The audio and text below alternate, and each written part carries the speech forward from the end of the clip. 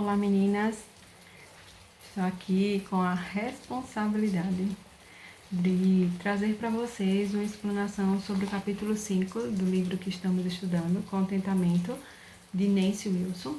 Um livro maravilhoso, para mim é um livro especial, porque foi durante a leitura desse livro que eu sofri o aborto, que eu perdi o meu segundo bebê.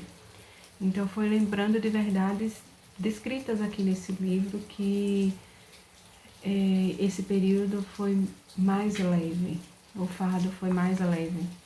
Então é um livro muito especial para mim. E me pediram para falar para vocês sobre o capítulo 5, que o tema do capítulo 5 é a armadilha mental. Mas antes disso, vamos orar, vamos pedir ao Senhor que nos ajude a entender, a compreender e a colocar em prática o que Ele deseja de nós como mulheres e a ter o contentamento pleno, o contentamento que Ele deseja que tenhamos. Vamos orar.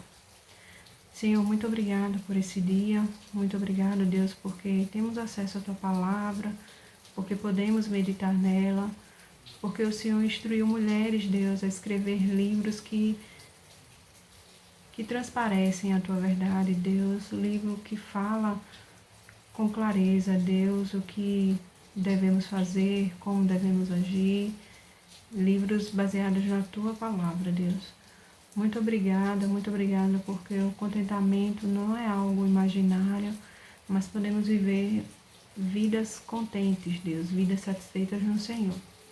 Fala o nosso coração, nos ajuda a colocar em prática tudo o que o Senhor deseja de nós como mulheres segundo a Tua Palavra. Em nome de Jesus, amém. Vamos lá. No capítulo 5, ele começa com a frase de Spurgeon, que fala assim: lembre-se de que a satisfação de um homem está em sua mente, não na quantidade de suas posses. E essa frase resume muito bem fatos que a gente já viu no decorrer da nossa vida ou que a gente esteja até presenciando nos últimos dias, que são conhecer pessoas que a gente percebe a satisfação, o contentamento delas, independente da posição que elas ocupam. A gente conhece pessoas que têm recursos escassos e que você percebe nelas o contentamento, a satisfação com o que tem, a gratidão com o que possui. E também, por outro lado, a gente conhece pessoas que têm uma conta bancária invejável, por exemplo, mas são pessoas amargas, são pessoas insatisfeitas, são pessoas que sempre estão procurando algo mais porque o que tem, o que está ao alcance delas não é o suficiente para elas. Elas sempre estão à procura de algo mais. Pessoas insatisfeitas. Percebemos pessoas insatisfeitas no leito de um hospital, pessoas que reclamam.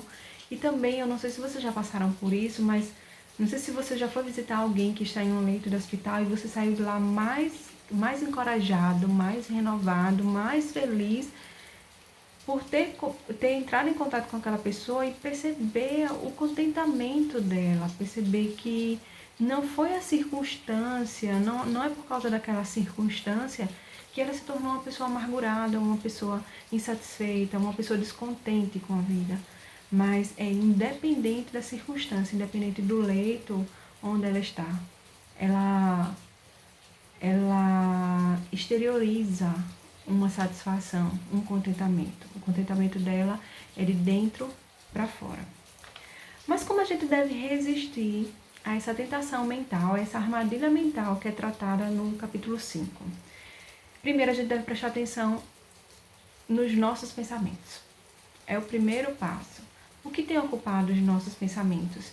E aí no livro, a autora ela cita o caso de uma lixeira. A lixeira seria um local onde a gente mantém lá os pensamentos amargos, os pensamentos de pecados passados, os pensamentos de amarguras causadas por outras pessoas na nossa vida, o pensamento de coisas que queríamos muito alcançar e que não conseguimos alcançar, ou então pensamento sobre coisas que conseguimos alcançar, mas não era bem aquilo, não era daquele jeito que a gente queria alcançar. Então ela cita isso como uma lixeira. Esses pensamentos estão todos numa lixeira e que frequentemente a gente volta a essa lixeira. Frequentemente a gente está pensando em amarguras do passado, em pessoas que cometeram pecado contra nós, em pessoas que nos magoaram. Frequentemente a gente volta a pensar sobre pecados que não conseguimos ainda desagarrar, deixar de cometer. São aqueles pecados que a gente tem um apego. Muitos autores tratam como pecados domésticos, aqueles pecados que a gente tem um certo carinho. Então, ela cita essa lixeira e diz que vira e mexe a gente volta lá. A gente é pego com esses pensamentos. Então, qual é o tipo de pensamento que tem ocupado a nossa mente? São pensamentos que estão lá na lixeira, a gente frequentemente está lá, rotineiramente está lá nessa lixeira buscando esses pensamentos, ou a gente tem pensamentos que geram contentamento, pensamentos que geram satisfação. E pensar em coisas louváveis é fruto do que a gente tem ouvido. Então, o que vai chegar à nossa mente, primeiro vai entrar pelos nossos ouvidos. E o que é que a gente tem ouvido?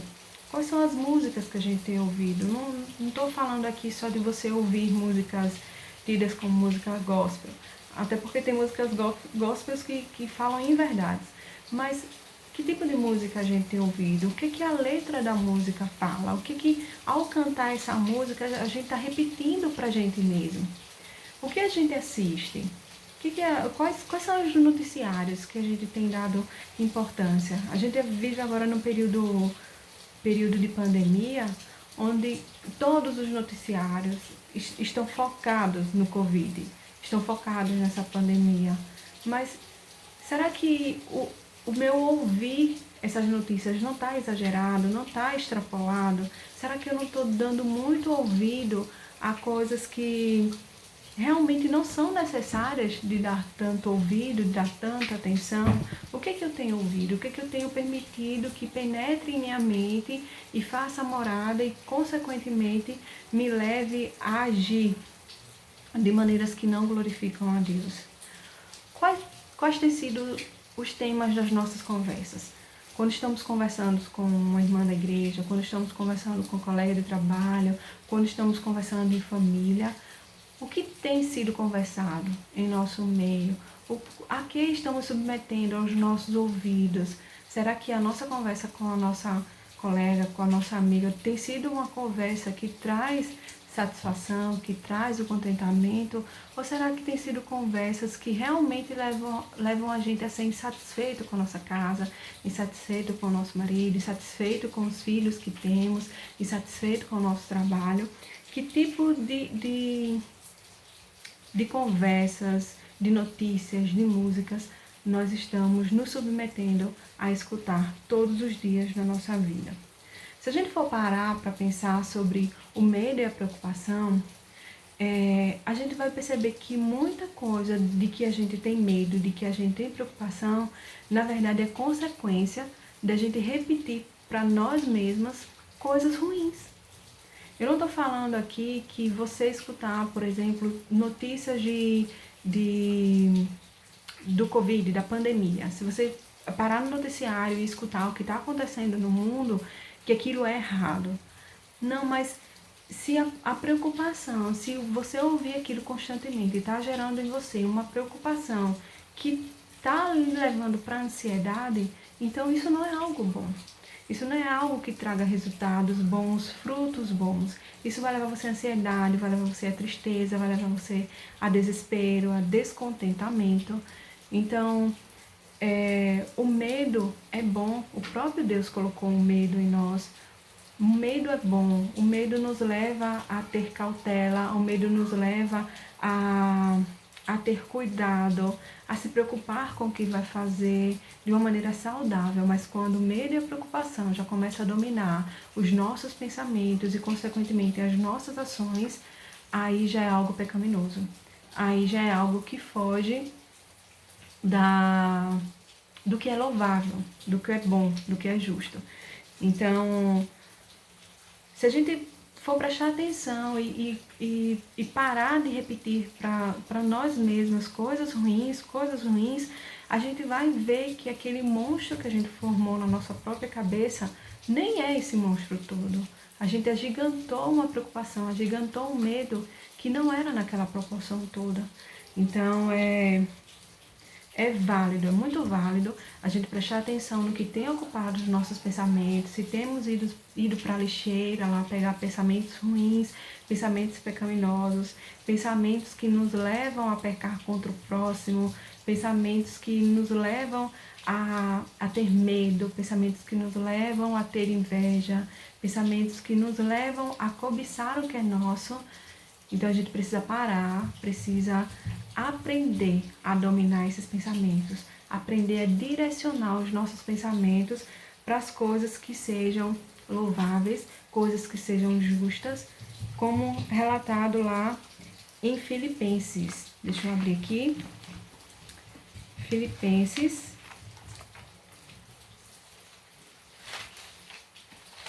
O que deve ocupar o nosso pensamento? Está lá em Filipenses 4:8. Finalmente, irmãos, tudo que for verdadeiro, tudo que for nobre, tudo que for correto, tudo que for puro, tudo que for amável, tudo que for de boa fama, se houver algum valor de excelente ou digno de louvor, pensem nessas coisas. Então, a lista é incrível de coisas que devem ocupar nossos pensamentos. E a gente precisa aprender a prestar atenção no que temos pensado, no que temos ouvido, e se essas coisas em que temos pensado e temos ouvido, se elas se encaixam nessa listinha aqui de Filipenses 4:8. Encaixa, ótimo, não encaixa, vamos aprender a direcionar os nossos pensamentos a pensar nessas coisas. São essas coisas que devem ocupar o nosso pensamento. E não é só deixar de pensar.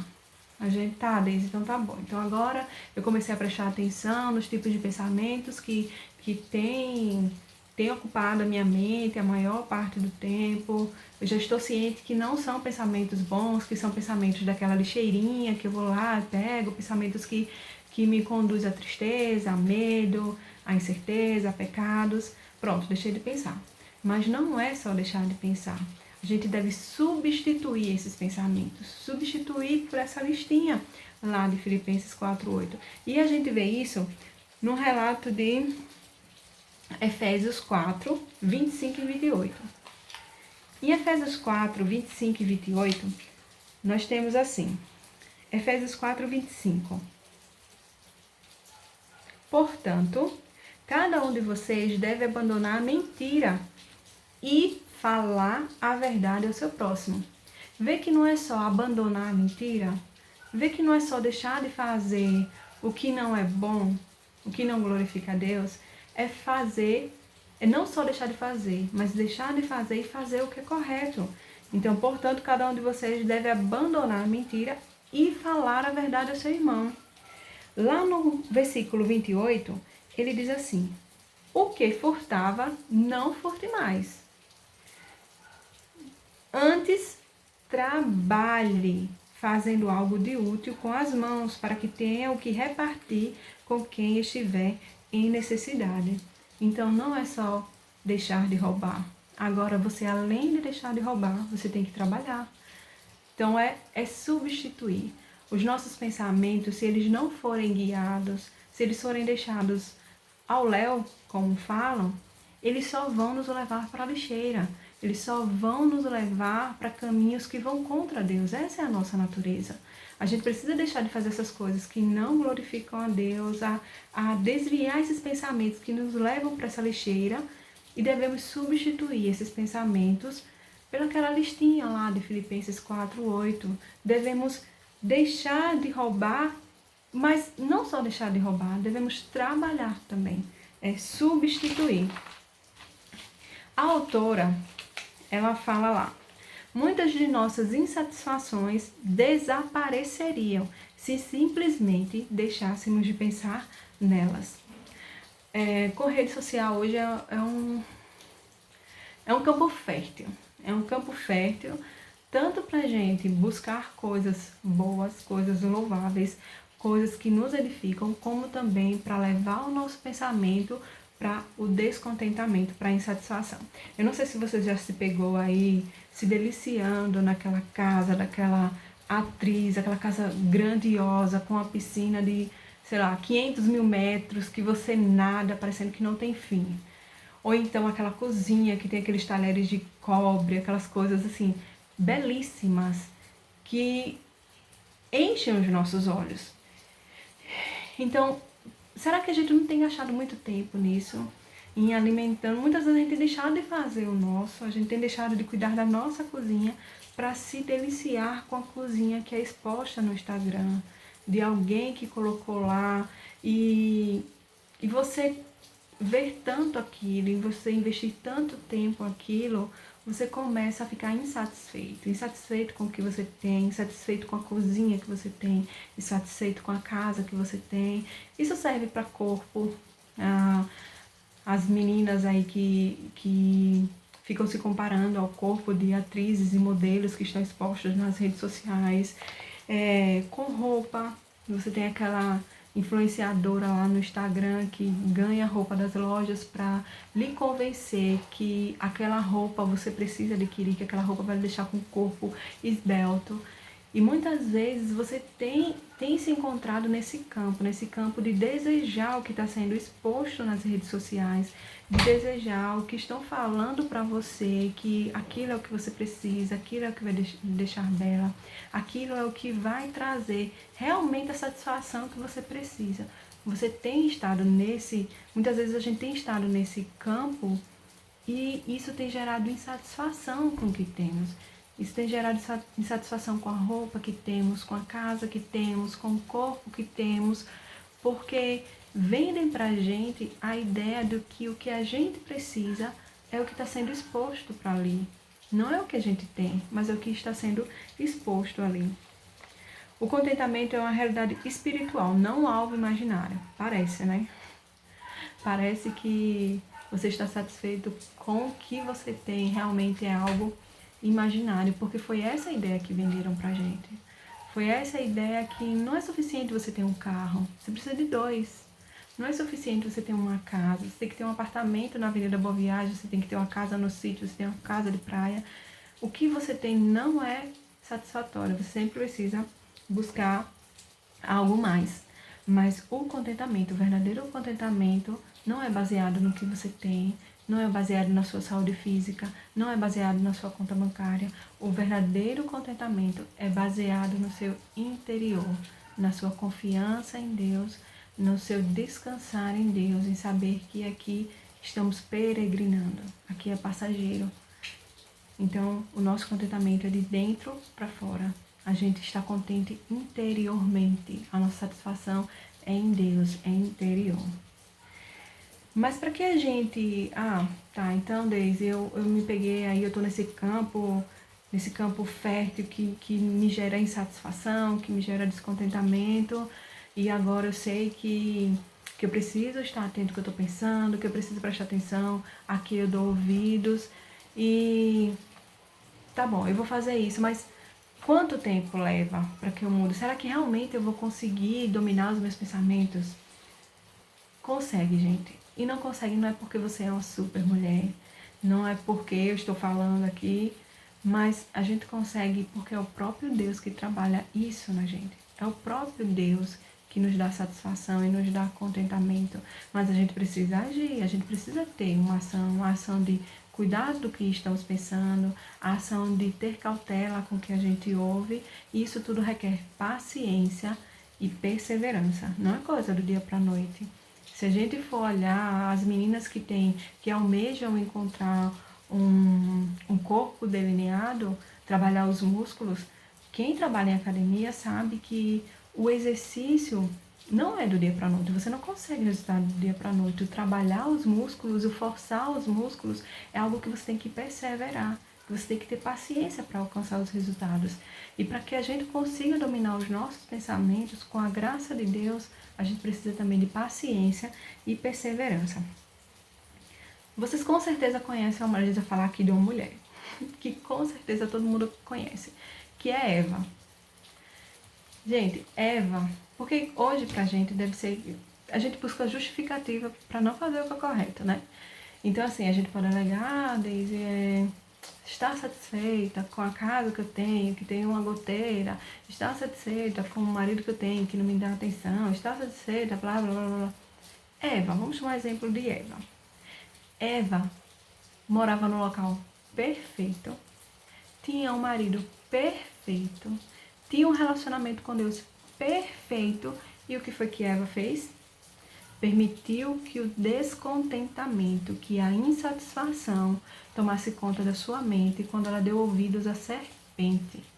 Por onde entrou o descontentamento de Eva? Pelo ouvido. Ela deu ouvidos ao que a serpente falava e ficou descontente, ficou insatisfeita. Não bastava todos os frutos do jardim, não bastava o relacionamento perfeito que ela tinha com Deus, não bastava o marido perfeito que ela tinha, não bastava a perfeição. Ela queria algo mais. E essa insatisfação trouxe as consequências que nós bem conhecemos, que nós sofremos essas consequências, e por isso a gente está aqui estudando sobre contentamento, e por isso a gente precisa da graça do Senhor para que sejamos mulheres que tenham contentamento pleno no Senhor, independente do que acontece ao nosso redor, independente da nossa saúde física, independente do nosso marido, da casa que tenha. O contentamento interior é o contentamento que vem do Senhor. E para concluir, eu queria ler um texto que foi feito para mulheres, que com certeza você conhece, que é Tito 2, de 3 a 5. Deixa eu pegar aqui. Tito 2, de 3 a 5, fala assim: quanto às mulheres idosas, semelhantemente que sejam sérias em seu proceder, não caluniadoras, não escravizadas a muito vinho, sejam mestras do bem, a fim de instruírem as jovens recém-casadas a amarem o marido e a seus filhos, a serem sensatas, grave aí, sensatas, honestas, boas donas de casa, bondosas, sujeitas ao marido, para que a palavra de Deus não seja difamada. Se a gente for, eu só vou pegar aqui a palavra sensatas. Se a gente for para o original dessa palavra sensatas, eu não sei pronunciar, tá? O grego. Mas indo para o original, a gente vai perceber que a palavra sensata quer dizer mente sã. Mente sã. E na lista aqui, a gente vê que você ter uma mente sã, para que a mulher seja sensata, porque ela tenha uma mente sã, não é para que ela seja feliz, não é para que ela... o lar dela seja perfeito. Mas lá no finalzinho do versículo 5, ele diz para que a palavra de Deus não seja difamada. Precisamos ter uma mente sã, precisamos fugir da armadilha de cair em tentações que levem a nossa mente lá para aquela lixeirinha, buscar pensamentos, pecados, inveja, luxúria, medo, ansiedade. Precisamos fugir dessa lixeira, precisamos aprender a dominar os nossos pensamentos e inclinar os nossos pensamentos para lá, para a listinha de Filipenses, o que é puro, o que é justo, o que é amável, o que é de boa fama. Não é fácil, gente. Mas precisamos começar, e precisamos começar hoje. Precisamos começar hoje a exercer, a exercitar o domínio dos nossos pensamentos.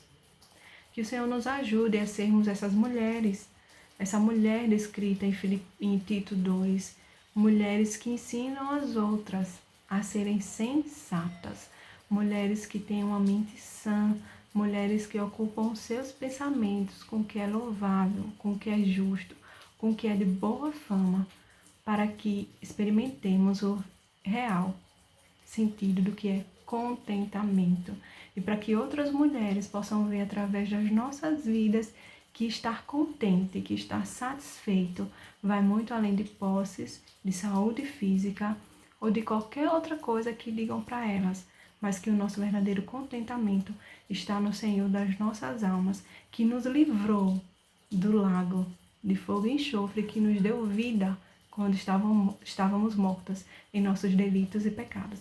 Que Ele nos ajude a sermos essas mulheres. Em nome de Jesus.